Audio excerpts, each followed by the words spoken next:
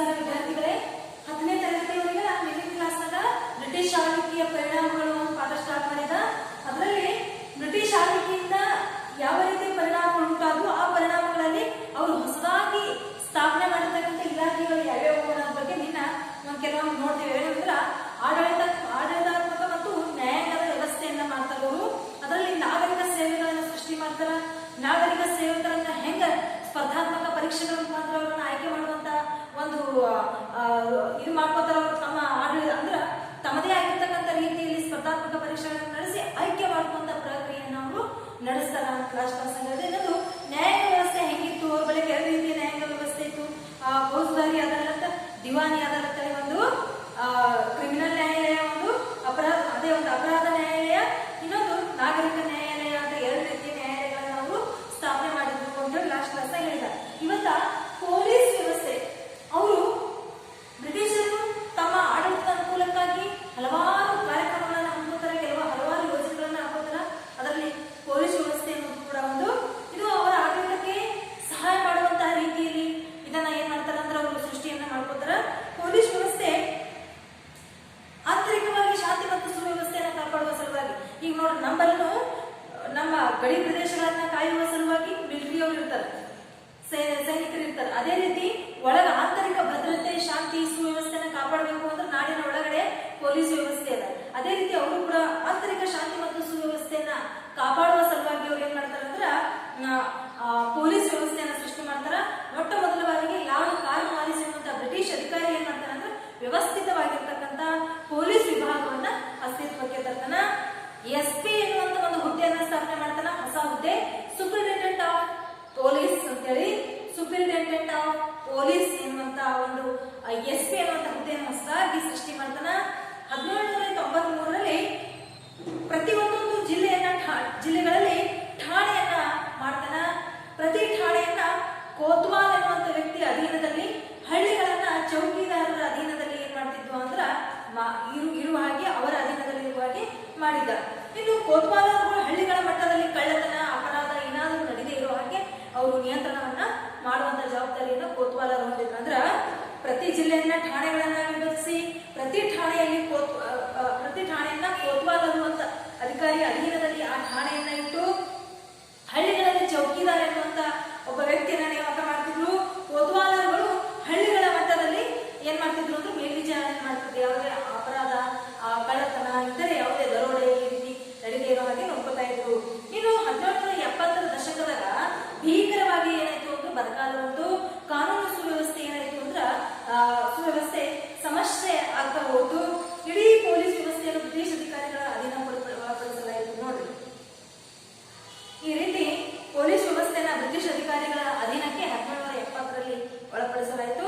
1781ದಾಗ British magistrate ಗಳನ್ನ ನೇಮಕ ಮಾಡುವ ಪದ್ಧತಿ ಹೊಸದಾಗಿ ಜಾರಿಗೆ ತಂತು. ಬ್ರಿಟಿಷ್ ಮ್ಯಾಜಿಸ್ಟ್ರೇಟ್ ಎನ್ನುವಂತ ಒಂದು ಹೊಸ ಒಂದು ಹುದ್ದೆಯನ್ನ ನೇಮಕ ಮಾಡುವ ಪದ್ಧತಿ ಜಾರಿಗೆ ತಂದ್ರು. ಇದೇ ರೀತಿ ಪೊಲೀಸ್ ಅಧಿಕಾರಿಗಳೆಲ್ಲರೂ ಆ ಮ್ಯಾಜಿಸ್ಟ್ರೇಟ್ ಏನನ್ನುವಂತ ಒಬ್ಬ ವ್ಯಕ್ತಿನ ಆಯ್ಕೆ ಮಾಡ್ತಿದ್ರಲ್ಲ, ಆ ಮ್ಯಾಜಿಸ್ಟ್ರೇಟ್ ಕೆಳಗಡೆ ಪೊಲೀಸ್ ಅಧಿಕಾರಿಗಳೆಲ್ಲ ಕೆಲಸ ಮಾಡಬೇಕಾದಂತ ಪರಿಸ್ಥಿತಿ ಆಯ್ತು. ಪೊಲೀಸ್ ವ್ಯವಸ್ಥೆ ನಿರಂತರ ಬದಲಾವಣೆ. ಹಿಂದಿನ ಯಾವಾಗ ಸ್ಥಾಪನೆ ಆಗಿದ್ರೆ ಪೊಲೀಸ್ ವ್ಯವಸ್ಥೆ ಕಾರ್ನ್ವಾಲಿಸ್ ಏನ್ ಸ್ಥಾಪನೆ ಮಾಡ್ತಲ್ಲ ಅವಾಗ ನಡ್ಕೊಂಡು ಇವತ್ತಿನವರೆಗೂ ಏನಾಗಿದೆ ಅಂದ್ರೆ ಬದಲಾವಣೆ, ಪರಿಸ್ಥಿತಿಗೆ ತಕ್ಕಂತೆ ದಿನಗಳ ಕಳೆದಂತೆ ಏನಾಗಿದೆ ಅಂದ್ರೆ ಸ್ವಲ್ಪ ಮಟ್ಟದಲ್ಲಿ ಬದಲಾವಣೆಗಳು ಹಾಕೋತ ಬಂದ. 1861ರ ಒಂದು ಕಾಯ್ದೆ ಬರ್ತದೆ. ಯಾವುದು ಅಂದ್ರ ಪೊಲೀಸ್ ಕಾಯ್ದೆ ಅಂತ ಒಂದು ಹೊಸ ಕಾಯ್ದೆನ ಜಾರಿಗೊಳಿಸ್ತಾರ. ಈ ಕಾಯ್ದೆಯಲ್ಲಿ ಕಾನೂನು ಮತ್ತು ಸುವ್ಯವಸ್ಥೆ ಆಡಳಿತಕ್ಕೆ ಮುಖ್ಯ ಅಡಿಪಾಯ. ಆದ್ರೆ ಅಧಿಕಾರಿಗಳ ನೇಮಕಾತಿಯಲ್ಲಿ ಭಾರತೀಯರಿಗೆ ಅವಕಾಶ ಇರಲಿಲ್ಲ. ನೋಡ್ರಿ, ಪೊಲೀಸ್ ವ್ಯವಸ್ಥೆಯಲ್ಲಿ ಉನ್ನತ ಮಟ್ಟದ ಹುದ್ದೆಗಳಲ್ಲಿ ಏನಿರಲಿಲ್ಲ ಅಂದ್ರೆ ಅಲ್ಲೂ ಭಾರತೀಯರಿಗೆ ಏನ್ ಕೊಡ್ಲಿಲ್ಲ ಅಂದ್ರೆ ಅವಕಾಶವನ್ನ ಕೊಡ್ಲಿಲ್ಲ. 1902ದಾಗ ಪೊಲೀಸ್ ಕಮಿಷನ್ ಕಾಯ್ದೆಯು ವಿದ್ಯಾರ್ಹತೆ ಪಡೆದವರನ್ನ ಅಧಿಕಾರಿಯ ಹುದ್ದೆಗೆ ನೇಮಿಸುವ ಅವಕಾಶವನ್ನ ಕಲ್ಪಿಸಿತು. ಈಗ ನೋಡ್ರಿ, ಎಷ್ಟೇ ಅವರು ನಿಯಮಗಳನ್ನ, ಕಾನೂನುಗಳನ್ನ, ಯೋಜನೆಗಳನ್ನ ಹಾಕೊಂಡ್ರು ಅವರು ಬ್ರಿಟಿಷರು ತಮ್ಮ ಹಿತಕ್ಕೆ ಅನುಗುಣವಾಗಿ ಹಾಕೋತಿದ್ರು.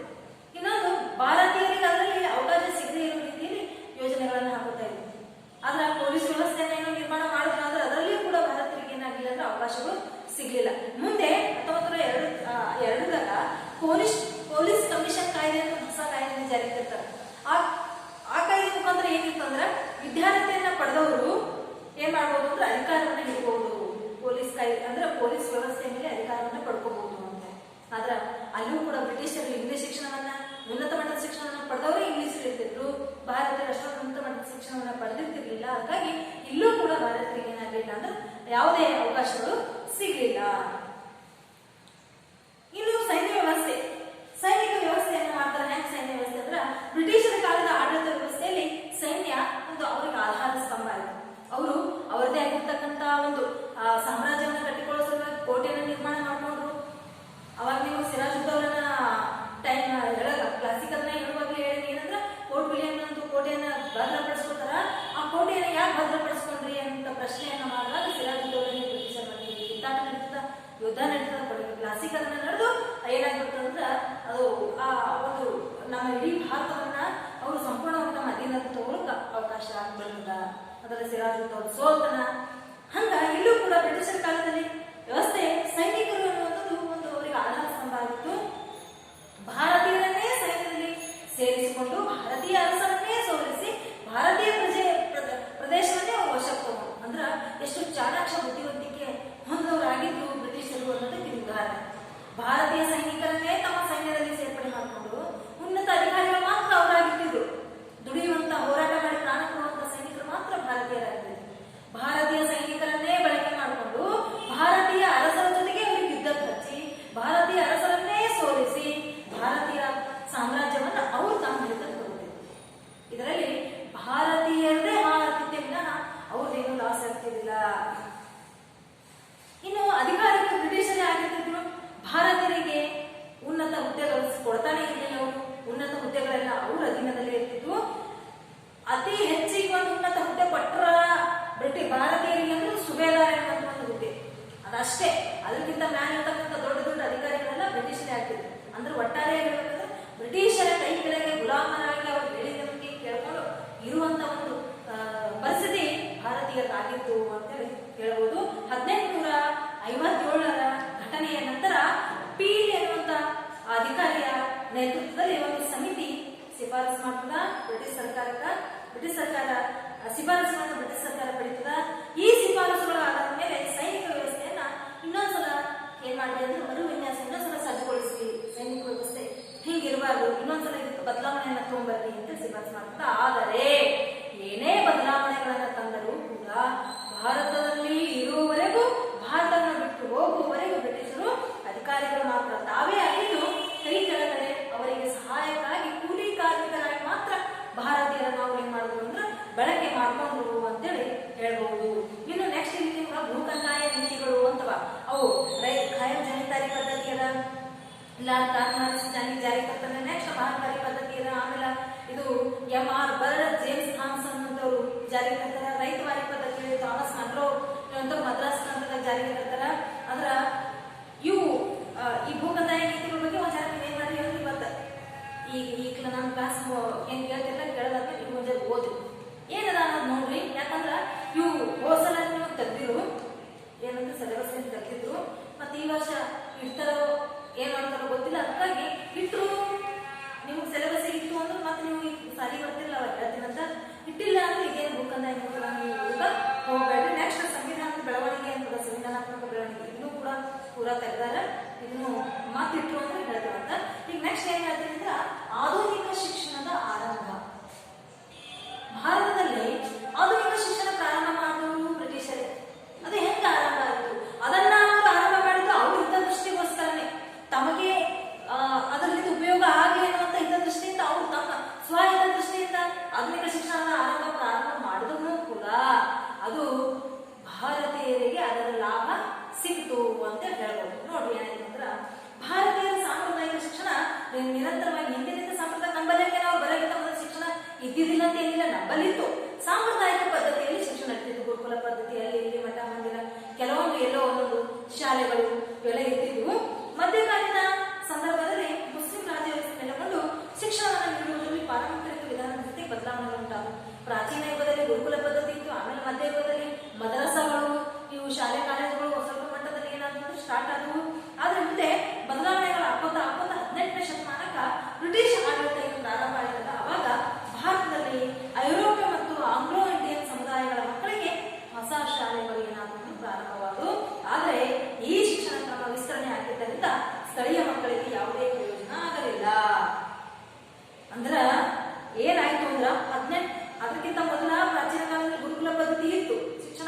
ಇದ್ರು ಅವಾಗ ಸಾಂಪ್ರದಾಯಿಕವಾಗಿ. ಆಮೇಲೆ ಮಧ್ಯಕಾಲೀನ ಯುಗದಲ್ಲಿಯೂ ಕೂಡ ಕೆಲವೊಂದು ಮದರಸಗಳು ಅಂತ ಇಂಥ ಶಿಕ್ಷಣ ಸಂಸ್ಥೆಗಳು ಇದ್ದು ಸ್ವಲ್ಪ ಮಟ್ಟದಲ್ಲಿ. ಆದ್ರೆ ಮುಂದೆ 18ನೇ ಶತಮಾನದ ಬ್ರಿಟಿಷರು ನಮ್ಮ ಭಾರತದ ಮೇಲೆ ಸಂಪೂರ್ಣವಾಗಿ ಆಧಿಪತ್ಯ ಸ್ಥಾಪಿಸಿದ ಮೇಲೆ ಆಂಗ್ಲೋ ಇಂಡಿಯನ್ ಮಕ್ಕಳಿಗೋಸ್ಕರ ತಮ್ಮ ಮಕ್ಕಳಿಗೆ ಬ್ರಿಟಿಷರಲ್ಲಿ ಆಳ್ವಿಕೆ ಮಾಡಿದ್ರಲ್ಲ ಅಧಿಕಾರಿ, ಅವರ ಮಕ್ಕಳಿಗೋಸ್ಕರ ಶಾಲೆಯನ್ನು ಪ್ರಾರಂಭ ಮಾಡಿದ್ರು. ಆದರೆ ಅವು ಶಾಲೆಗಳು ಏನಾಗಲಿಲ್ಲ ಅಂದ್ರೆ ದೊಡ್ಡ ಪ್ರಮಾಣದಲ್ಲಿ ಇಲ್ಲಿ ಬೆಳೆಸಲಿಲ್ಲ. ತಮಗೆ ಬೇಕಾಗುವಷ್ಟು ಮಟ್ಟದಲ್ಲಿ ಮಾತ್ರ ಶಾಲೆಗಳನ್ನು ಇಟ್ಕೊಂಡ್ರು. ಅದಕ್ಕಾಗಿ ಇಲ್ಲಿ ಇರ್ತಕ್ಕಂಥ ಮಕ್ಕಳಿಗೆ ಏನಾಗಲಿಲ್ಲ ಅಂದ್ರೆ ಆ ಶಾಲೆಗೆ ಹೋಗುವ ಅವಕಾಶ ಅವರಿಗೆ ಸಿಗಲಿಲ್ಲ. ಸ್ಥಳೀಯ ಮಕ್ಕಳಿಗೆ ಅದರಿಂದ ಯಾವುದೇ ರೀತಿಯ ಪ್ರಯೋಜನ ಆಗಲಿಲ್ಲ.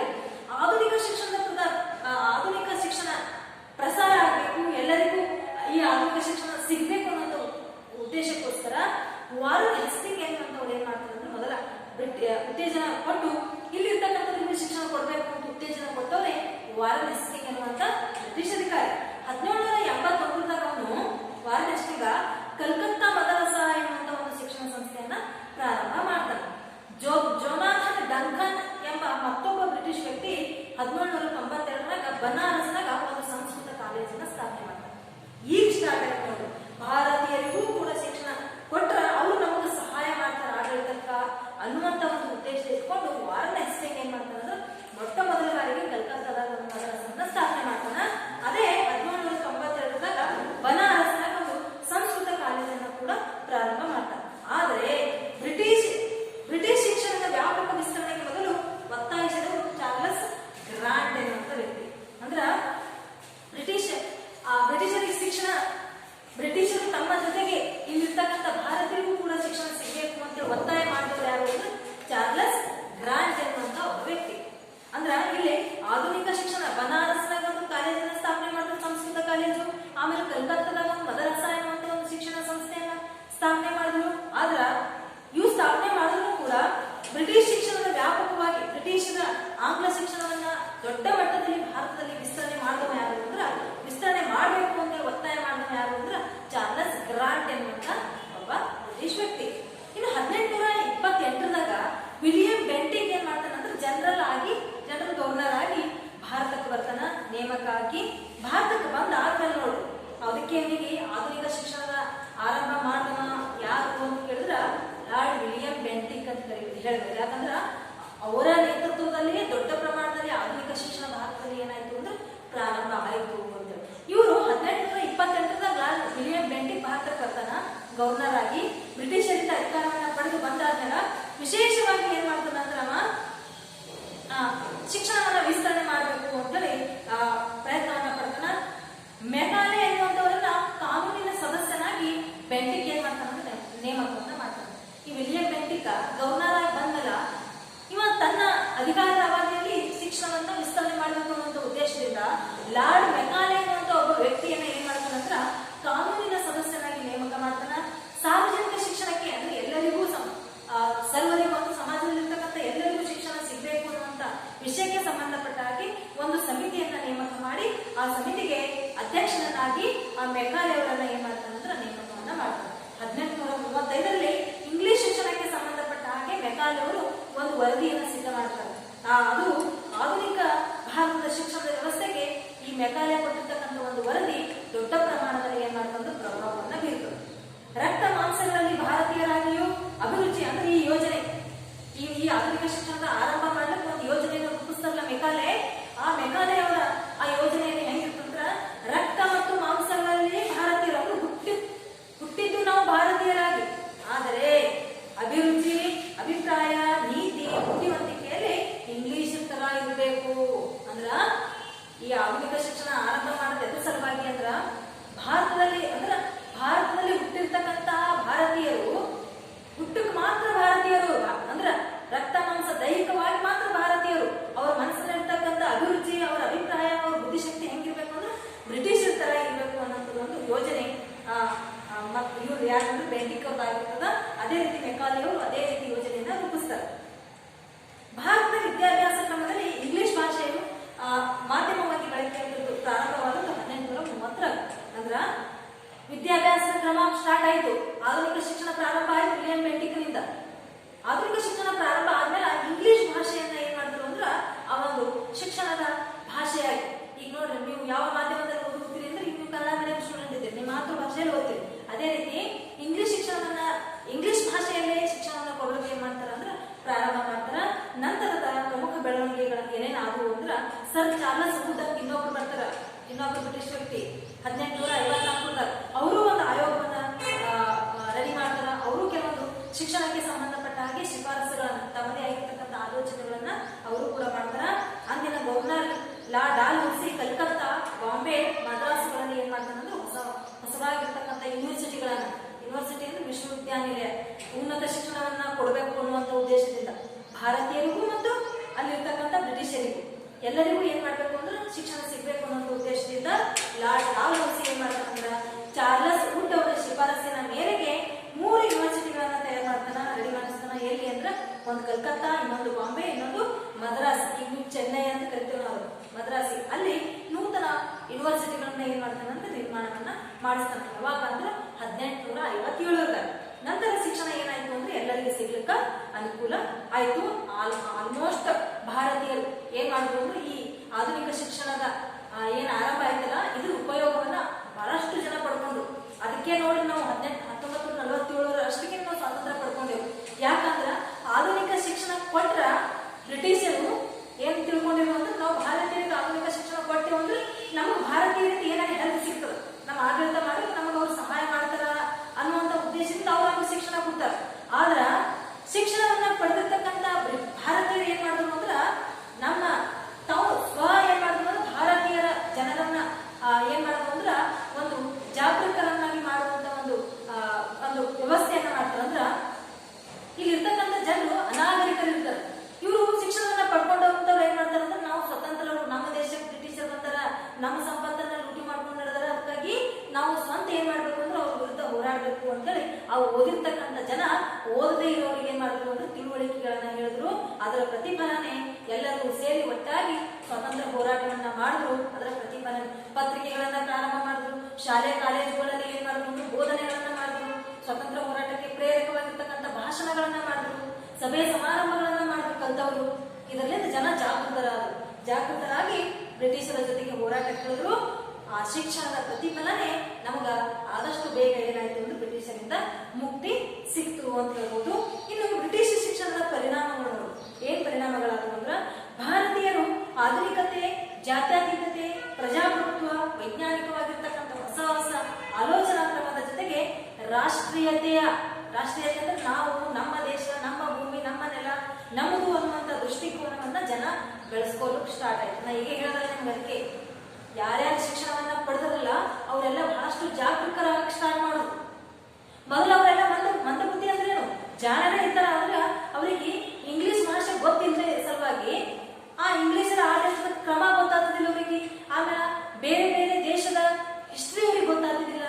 ಹೆಂಗ್ ಸ್ವಾತಂತ್ರ್ಯ ಅಮೆರಿಕ ಹೆಂಗ್ ಸ್ವಾತಂತ್ರ್ಯ ಪಡ್ಕೋತು, ರಷ್ಯಾ ಹೆಂಗ್ ಸ್ವಾತಂತ್ರ್ಯ ಪಡ್ಕೋತು, ಫ್ರಾನ್ಸ್ ಹೆಂಗ್ ಸ್ವಾತಂತ್ರ್ಯ ಪಡ್ಕೋತು ಅನ್ನೋದ್ರ ಬಗ್ಗೆ ಓದ್ಬೇಕಂದ್ರೆ ಅವ್ರಿಗೆ ಇಂಗ್ಲಿಷ್ ಭಾಷೆ ಗೊತ್ತಿದ್ದಿಲ್ಲ. ನಂತರ ಇಂಗ್ಲಿಷ್ ಭಾಷೆ ಕಲ್ತಿರ್ತಕ್ಕಂಥವ್ರು ಬೇರೆ ಬೇರೆ ದೇಶಗಳ ಸ್ವಾತಂತ್ರ್ಯ ಹೋರಾಟದ ಬಗ್ಗೆ ಓದಿ ತಿಳ್ಕೊಂಡು ಹೊಸ ಹೊಸ ಆಲೋಚನಾ ಕ್ರಮವನ್ನ ತಮ್ಮ ಬಲ್ಯಕ್ಕೆ ತಗೊಂಡು ತಾವೂ ಕೂಡ ಇದೇ ರೀತಿ ಹೋರಾಟ ಮಾಡಿದ್ರೆ ನಮಗೂ ಕೂಡ ಸ್ವಾತಂತ್ರ್ಯ ಆದಷ್ಟು ಬೇಗ ಸಿಗ್ತದ ಅನ್ನುವಂಥ ಹೊಸ ದೃಷ್ಟಿಕೋನವನ್ನ ಬ್ರಿಟಿಷರು ಪಡ್ಕೊಳ್ಳೋದು ಸಹಾಯ ಮಾಡ್ತು. ಒಂದು ಇನ್ನೊಂದು ಸ್ಥಳೀಯ ಭಾಷೆಗಳು ಮತ್ತು ಸಾಹಿತ್ಯದ ರಚನೆಗೆ ಪ್ರೋತ್ಸಾಹ ದೊರೆಯಿತು. ಕಲ್ತವ್ರು ಶಿಕ್ಷಣ ಕಲ್ತವ್ರು ಏನ್ ಮಾಡಬಹುದು ಅಂದ್ರೆ ಸ್ಥಳೀಯ ತಾವೇನು ಭಾಷೆನ ಮಾತಾಡ್ತಾರಲ್ಲ ತಮ್ಮ ಸುತ್ತಮುತ್ತಲಿನ ತಮ್ಮ ದೇಶೀಯ ಭಾಷೆಯಲ್ಲಿ ಸಾಹಿತ್ಯವನ್ನ, ಕೃತಿಗಳನ್ನ, ಗ್ರಂಥಗಳನ್ನ ರಚಿಸುತ್ತ ಸ್ಟಾರ್ಟ್ ಮಾಡ್ತಾರ. ವಿದ್ಯಾವಂತ ವರ್ಗದವರ ಆಲೋಚನಾ ಕ್ರಮ ಏಕತೆಯ ಸ್ವರೂಪವನ್ನ ಮಾಡ್ತೇವೆ. ಅಂದ್ರ ನೋಡಿ ವಿದ್ಯಾವಂತ ವರ್ಗ ಹೆಂಗ್ ಹೆಚ್ಚಿಗಾಯ್ತೋ ಹಂಗ ನಮ್ಮಲ್ಲಿ ನಾವು, ನಮ್ಮವರು, ಇದು ನಮ್ಮದು ಎನ್ನುವಂತ ಭಾವನೆ ನಮ್ಮಲ್ಲಿ ಹೆಚ್ಚಿಗೆ ಬರ್ತದ. ವೃತ್ತ ಪತ್ರಿಕೆಗಳು ಹುಟ್ಕೊಂಡು ನಾ ಈಗ ಹೇಳೋದಿಲ್ಲ ಏನಂದ್ರ ಹೊಸ ಹೊಸ ವೃತ್ತ ಪತ್ರಿಕೆಗಳು, ನ್ಯೂಸ್ ಪೇಪರ್ಸ್ ಗಳನ್ನ ಹೊರಡಿಸ್ತಾರ. ಈಗ ಮುಂದೆ ಬರ್ತಾರೆ ನಿಮ್ಗೆ ನೆಕ್ಸ್ಟ್ ಭಾಗ ಬುಕ್ನಾಗ 1ನೇ ಪಾಠ ಸ್ವಾತಂತ್ರ್ಯ ಹೋರಾಟದಾಗ ಬಾಲಗಂಗಾಧರ ತಿಲಕ್ ಅವರು ಎರಡು ಪತ್ರಿಕೆಗಳನ್ನ ಹೊರಡಿಸ್ತಾರೆ ಮಹಾರಾಷ್ಟ್ರದಾಗ. ಒಂದು ಮರಾಠಿ, ಒಂದು ಕೇಸರಿ. ಮರಾಠಿ ಎನ್ನುವಂಥದ್ದು ಇಂಗ್ಲಿಷ್ ಭಾಷೆದಾಗ ಇರ್ತದ, ಕೇಸರಿ ಎನ್ನುವಂಥದ್ದು ಮರಾಠಿ ಭಾಷೆದಾಗ ಇರ್ತದೆ. ಇವು ಎರಡೂ ಪತ್ರಿಕೆಗಳನ್ನ ಹೊರಡಿಸಿ ಎಲ್ಲಾ ಜನರನ್ನ ಒಂದು ಮೂಡಿಸುವ ಪ್ರಯತ್ನವನ್ನ ಅವ್ರು ಮಾಡ್ತಾರೆ. ಹಂಗ ಇಲ್ಲೂ ಕೂಡ ವೃತ್ತ ಪತ್ರಿಕೆಗಳನ್ನ ಹೊಸ ಹೊಸ ವೃತ್ತ ಪತ್ರಿಕೆಗಳು ಹುಡ್ಕೋತವ.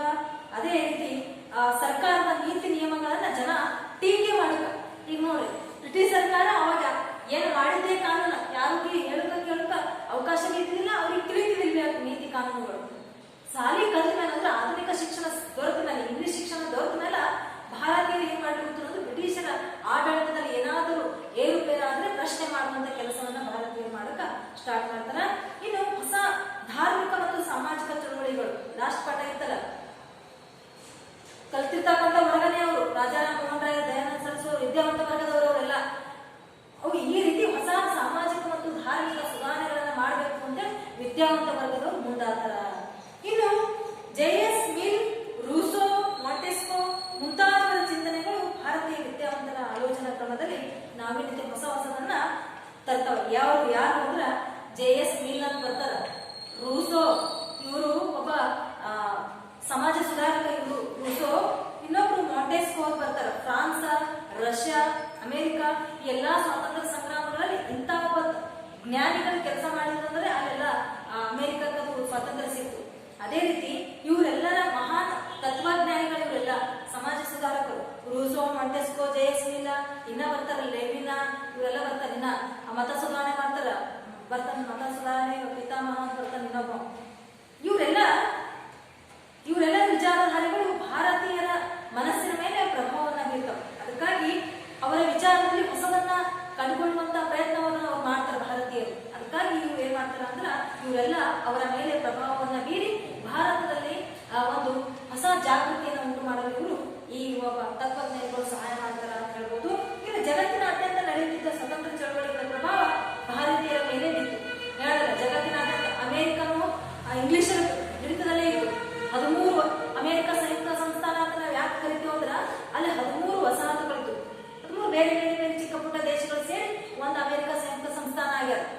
ಆ 13 ವಸಾಹತುಗಳ ಮೇಲೆ ಹಿಡಿತ ಸಾಧಿಸಿರಿ ಯಾರು ಅಂತ ಬ್ರಿಟಿಷರು. 13 ವಸಾಹತುಗಳ ಮೇಲೆ ತಮ್ಮ ಆಳ್ವಿಕೆಯನ್ನು ಹೊಂದಿದ್ರು. ಮುಂದೆ ಅಮೆರಿಕಾದಲ್ಲಿ ಜಾರ್ಜ್ ವಾಷಿಂಗ್ಟನ್ ಎನ್ನುವಂತ ವ್ಯಕ್ತಿ ಏನ್ ಮಾಡ್ತಾರ ಅಂದ್ರೆ ಸಮಾಜ ಸುಧಾರಕ, ಒಬ್ಬ ದೇಶ ಪ್ರೇಮಿ, ಒಬ್ಬ ರಾಷ್ಟ್ರೀಯ ಹೋರಾಟಗಾರ. ಅವ ತನ್ನ ನೇತೃತ್ವದಲ್ಲಿ ಏನ್ ಮಾಡ್ತಾನಂದ್ರೆ ಬ್ರಿಟಿಷರ ವಿರುದ್ಧ ಹೋರಾಟವನ್ನ ಮಾಡಿ ಬ್ರಿಟಿಷರನ್ನ ಅಮೆರಿಕದಿಂದ ಹೊರಗಡೆ ಹಟ್ಟಿ 13 ವಸಾಹತುಗಳನ್ನ ಸ್ವತಂತ್ರವನ್ನಾಗಿ ಮಾಡ್ತಾನೆ. ಅದಕ್ಕೆ ನೋಡ್ರಿ ವಾಷಿಂಗ್ಟನ್ ಅಮೆರಿಕದ ರಾಜಧಾನಿಗೆ ವಾಷಿಂಗ್ಟನ್ ಅಂತ ಹೆಸರಿಟ್ರೆ. ಯಾರ ಹೆಸರು ಅಂದ್ರೆ ಜಾರ್ಜ್ ವಾಷಿಂಗ್ಟನ್ ಅವರ ಹೆಸರನ್ನ ರಾಜಧಾನಿಗೆ ಇಟ್ಟರು. ಇನ್ನೊಂದು ಅವರು ಅಮೆರಿಕದ ಮೊಟ್ಟ ಮೊದಲ ಅಧ್ಯಕ್ಷರು ಯಾರಂದ್ರೆ ಜಾರ್ಜ್ ವಾಷಿಂಗ್ಟನ್ ಅವರು. ಯಾಕಂದ್ರೆ ಸ್ವಾತಂತ್ರ್ಯವನ್ನ ಪಡೆಯುವಲ್ಲಿ ಅವರೇ ಶ್ರಮವನ್ನ ವಹಿಸಿದ್ರು, ಸಂಪೂರ್ಣವಾಗಿ ಸ್ವಾತಂತ್ರ್ಯವನ್ನ ಪಡ್ಕೊಂಡ್ರು. ಅದಕ್ಕಾಗಿ ಅವರೇ ಮೊದಲ ಅಧ್ಯಕ್ಷರಾಗಿದ್ರು ಅಮೆರಿಕದ ಜಾರ್ಜ್ ವಾಷಿಂಗ್ಟನ್ ಅವರು. ಅದೇ ರೀತಿ ಅಮೆರಿಕಾದಲ್ಲಿ ಆದಂಗೆ ಫ್ರಾನ್ಸ್ನಲ್ಲಿ, ರಷ್ಯಾನೂ ಕೂಡ